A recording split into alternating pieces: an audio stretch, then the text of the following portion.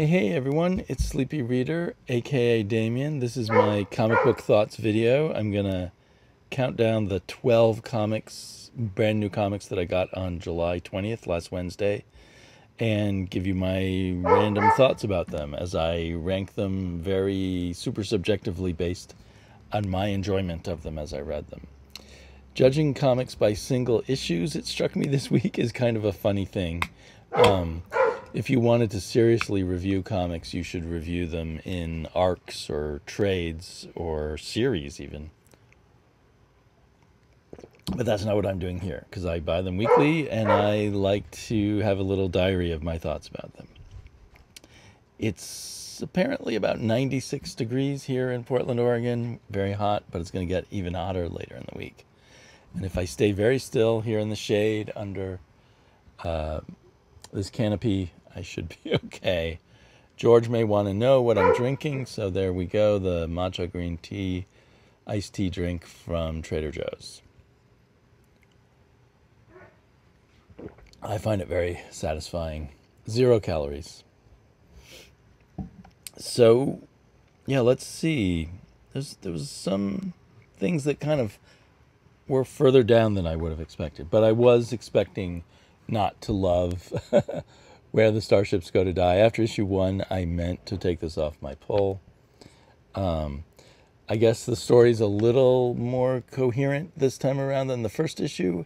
It still, feels like one big movie pitch with kind of cheaply done art. And boy, the coloring really bothered me, as you may be able to see here. I don't remember if the colorist and the... Yep, there's a separate colorist here. So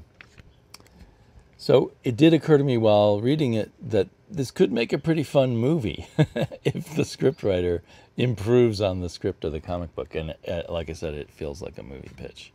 And I will remember right after doing this video to send an email to my comic book shop to drop it.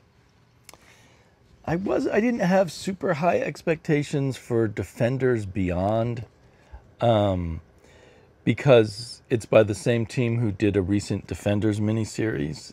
This one's coming in at number 12. I do like the back and front cover. I didn't know Marvel was doing that kind of thing. That seems new to me. But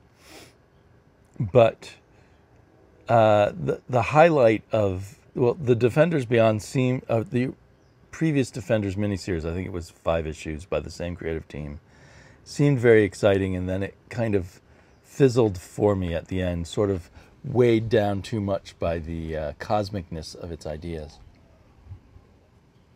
But I loved the art throughout. There's some cool moments of art in this one, but I'd say the writing is even more mediocre for me. And the art is not as blazing hot, fantastic, exciting layouts and everything as it was in the previous issue. And again, hampered at times by the color, even though the line artist is also doing the color. Maybe this all looks great digitally. This is one of those comics that makes me think that no one is looking at what the printed page ends up looking like, because the artist is just kind of covering up or making obscure a lot of the cool stuff he's doing by the wrong mix of colors, in my opinion anyway. But the reason this is ranked very low is the writing, not the art. The art still has a lot of fun stuff going on in it, but the writing is, whatever's going on here is so vague. Like you can see that there's some cool ideas. There's a spell cast by Stephen Strain before he died that's come to warn this guy named, what is he, the Blue Marvel. I don't know who the Blue Marvel is, and I don't know any more after this issue. And there's some kind of crisis and gathering of the team, but why or how really was beyond me. Maybe I'm too dumb for this comic, but I don't. Sometimes there are comics where I'm like, oh, maybe this was more intelligent. The writer had more intelligence than me, and I'm just not following it. But I think the flaw here is with the writer. And that writer is Al Ewing, and so I loved so much of his Hulk run, but I haven't liked anything else that I've read by him yet. Not that I've read all his work. Okay, big drop. Gilt number GILT Gilt, the Guild of Independent Lady Temporalists. This was my last time it came out. It was my #1 book of the week. Now it's down at number 10 out of 12, and the reason is, I mean, is partially my disappointment. It's still great art, and there's still a lot of fun character stuff, but it just feels like it's jumping around and breaking what I thought were its own rules of time travel without explaining it. So our characters are now no longer just slipping through time in their own bodies. Like if you go back to 1973, you're yourself from 1973, whether that's a 11-year-old girl or a 20-year-old woman or what have you. But now they just seem to, just at random, be moving to other times in their bodies from other times. So like the 11-year-old girl is now 20 years in her future, but she's still an 11-year-old girl. But there's no, it took me a while to even figure out that was what was happening, and there's certainly no indication of how it's happening or why or anything. And maybe that's coming in the next issue, but it was not, this book had been so well done in every aspect up to this issue that it was a bit of a shock to me to have it have these problems. So, and then it also did a real sort of unrealistic thing where this woman is hanging on to this other woman's hands for quite a long period of time, hanging from the side of a helicopter and able to have a conversation. And I guess the helicopter is made such that the two of them can fall right out of it. But that really took me out of the story, because it had felt, other than its premise of time travel, it had felt like we were in a more limited real world rather than a world of fantastical action and that kind of thing. Speaking of fantastical, at number 9, I put Corollary #4, the final issue of Corollary. I've been enjoying Corollary a lot. I enjoyed it a little less in this 4th issue for the same reason that I was starting to complain about in the 3rd issue, but it's even more so here, where so many events are packed into these last issues. It really screams out to me that it needed to be a longer series, that the writer and artist needed to explore this world more thoroughly, set us up better so that all of these concluding events click more. So it just felt, it ended up feeling very forced and pushed very rapidly to the ending, with the appearance of unexpected people and the appearance of some characters that we saw early on, but we would never have expected them to show up at the end to help make a conclusion. The other notable thing is the coloring is no longer hand painted onto the page. In this final issue, I think they mentioned it somewhere in the 1st issue, in fact. The deadline kind of caught up to the artist, and so they brought in a more regular digital colorist. And she captures the same, what's the word? The same set of colors. I'm forgetting the technical word for like a grouping of colors that all go together. She captures the same sense of color, but somehow the effect is different, and I just kept noticing that, and maybe the art just felt a little, I don't know, it lost some of its jazz, some of its swing. But it wasn't bad. There's nothing bad about this coloring or anything like that. I'm not down on the colorist. But so the main issue is just trying to smash so much stuff in together, and it's already kind of a all ages fun kids book, but it felt really like a kid's book in this last issue because everything was just so, it just conveniently happened to wrap things up. But both the creators, I'm already a fan of Robert Ahmed, And I do think that Rose, what's his first name? Adam Rose has lots of interesting ideas and a sense of fun. And so I look forward to more work by both these creators, either together or separately. Someone's sending me pictures.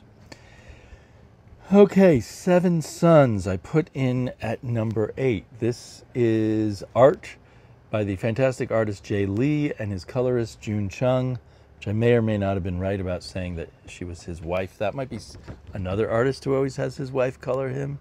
I can think of 2 others that do, so I'm not sure if June Chung is the wife of Jay Lee. But anyway, they're a fantastic team, and it really makes me root for this comic. I still don't care too much about what's going on, and still feel like the writer is not somehow presenting his material. I think it's a he, or I think there's 2 writers, Robert and Kelvin, are not presenting their material in a maximal way to keep my interest. But we do get some more background on these religious figures who are real human teenage or 20-something boys who want to have a life.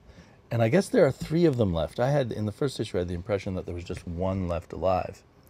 But either 3 or 1, why is the title of the comic Seven Sons if most of those sons are dead sort of before the action of the book? Yeah, so I just really love the art, and I guess I'm going to stick with it yet another issue. The story is a little bit interesting to me, but not knocking me over the head with its excitement of storytelling or ideas.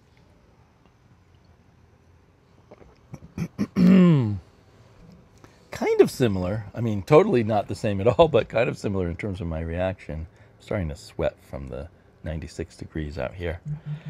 And I'm being distracted by my phone. Is The Lonesome Hunters, which is a solo project of Tyler Crook. I think he does every single thing here. He does the script, art, and letters. He's a fantastic watercolor painter and a very good draftsman. And it's a delicious book to look at. And there's some intriguing supernatural ideas going on. They're not totally clear yet. But, oh, look at that. I love that full wraparound cover there.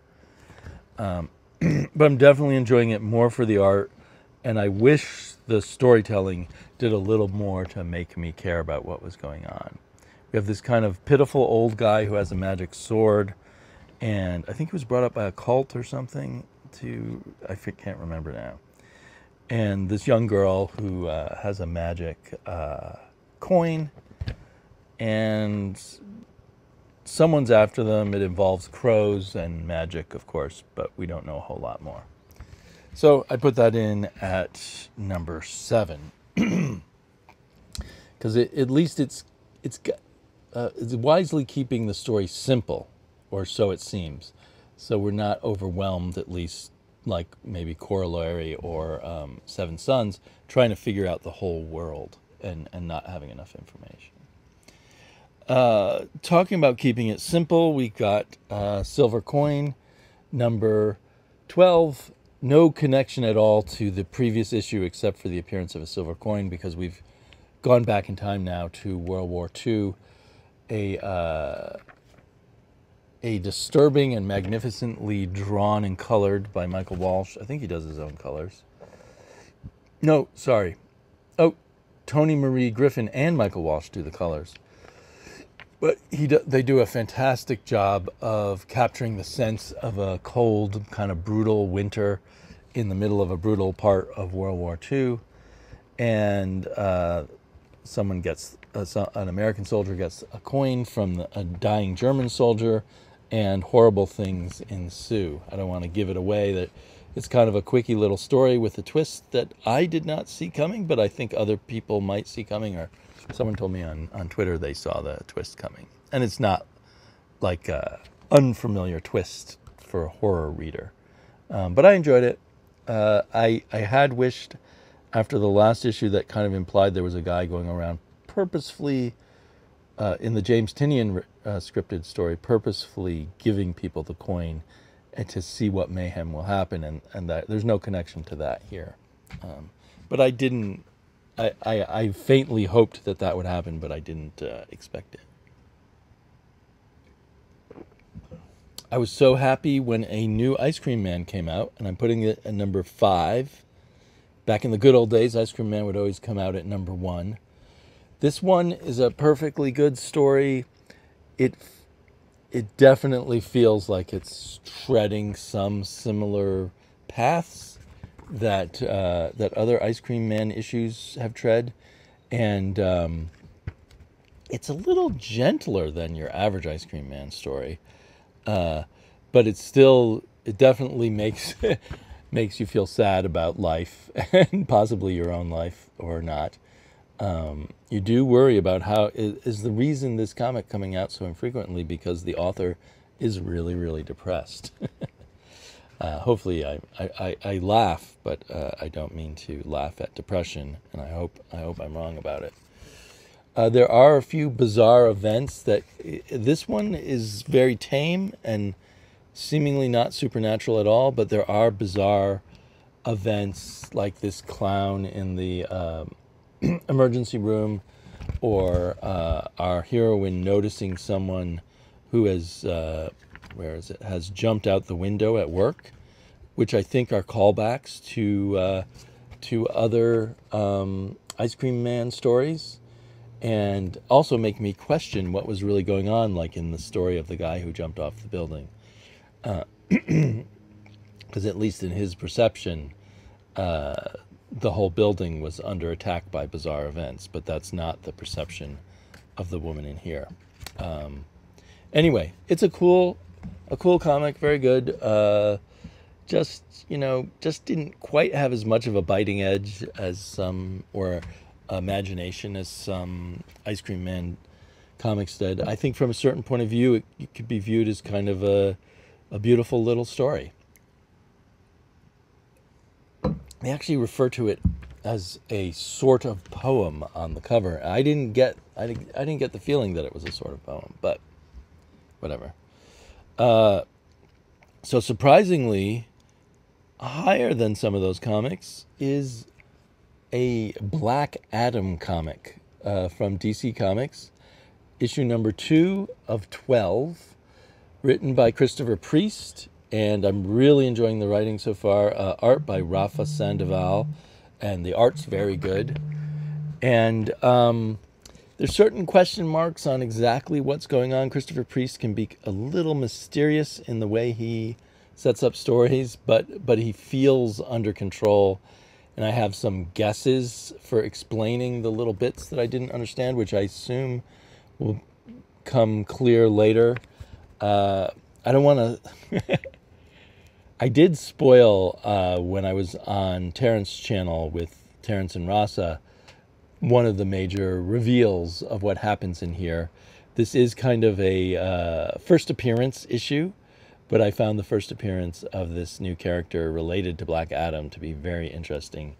And I wonder if there's going to be a whole bunch of characters related to Black Adam coming up. Are they trying to create a Black Adam franchise, you might say? But I won't say too much more about that. But it's just an artfully done comic with a bunch of touches. I don't know how much of the Black Adam backstory is being changed by Priest himself, or maybe it's been changed over time at DC, because I'm not paying a lot of attention to DC, and I've never been paying much attention to Black Adam at DC. I just know roughly his story from the deep the deep dark recesses of the Captain Marvel history, from the Fawcett Comics days and such, and from his appearances on like Batman Brave and the Bold and that kind of thing. Okay, in at number 3, Usagi Yojimbo. This is, to me, I bet this is a reference to some famous movie poster or something, I don't know, but to me this was not one of his best covers. Which is a silly thing. The art inside remains excellent, and our characters, Usagi and his cousin, are getting involved in kind of murder mystery almost, which brings back these samurai who are bats, who many people believe are just a myth. But if you've been reading Usagi's color reprint series, those bats have made an appearance in 2 issues there just a few months ago. So interesting to see them come back here right after I learned about them in the reprints. And yeah, so it's pretty intense. Not one of your lighter Usagis, but I'm really enjoying it. An interesting thing is he always says up here, if it's like part 1 of a 3-part, or if it doesn't mention a part, then it says a single shot story in 1 issue. But for the first time, it just says part 1, and it doesn't say how many issues. So at the time of publication, was Stan Sakai not sure how long it was going to be, or if they decided to try a different strategy with that. But Usagi remains really strong. Our old joke is it's either an A+ or an A-, but never lower. And I guess I think I just didn't enjoy it quite as much as my top 2, but it was another very solid Usagi story. So in at number 2, I'm putting Shaolin Cowboy. And it's weird because even though I know that Shaolin Cowboy's stories are like massive jokes that are both visual and verbal, but mostly visual, even though I know that, I do have my moments where, like, is this going to develop further in some other way? But it's mostly developing visually, as